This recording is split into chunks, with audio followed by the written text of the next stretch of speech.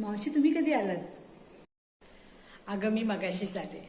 बाकी बरं आहे ना तुझं? मी बरी आहे. ते किचन मध्ये होते ना त्यामुळे आवाज नाही आला. बरं आता जेवणाची वेळ झाली, तुम्ही आता जेवायलाच वाढते. जेवण करून घ्या आणि मग निवांत बसा.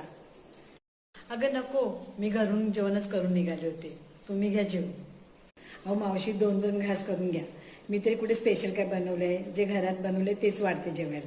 मी राग येईल तुम्हाला बोलल्यावर, पण जर तुमच्या माहेरचा माणूस आला असतं तर तुम्ही काय त्यांना घरचंच जेवण बनवून दिलं असतं. मग आनंदाने उड्या मारत मारत 5 पक्वानं बनवलीच असती ना. अगं राणी जाऊ दे ग. हां जाऊ दे. नाही किती पण केलं तरी शेवटी काय माहेर आणि सासरमध्ये फरक करणारच ना. अहो ताई मला तसं नव्हतं म्हणायचं. अगं तू हिचं काय ऐकतेस? जा माझ्यासाठी 1 कप चहा बनव मग, जा. ठीक आहे. काय ग राणी, मी तुझ्या वहिनीसमोर काय तुला बोलले नाही, पण ही कोणती पद्धत ग आपल्या वहिनीबरोबर बोल. अगं नंदेचा मोठा हात असतो सुनेला घरात टिकून द्यायचं की नाही.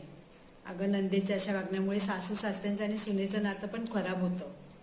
अगं मग तुम्ही नंतर बोलतात की आमची. अगं तुम्हाला काय वाटतं की माहेर म्हणजे आई वडील म्हणजेच माहेर आहे?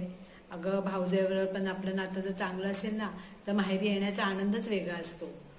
जर तुम्ही असं वागाल नंतर तुम्हीच म्हणता की हो आमचीच भावजे आम्हाला विचारत नाही, आम्हाला सणांना बोलवत नाही, आमच्याशी नीट वागत नाही.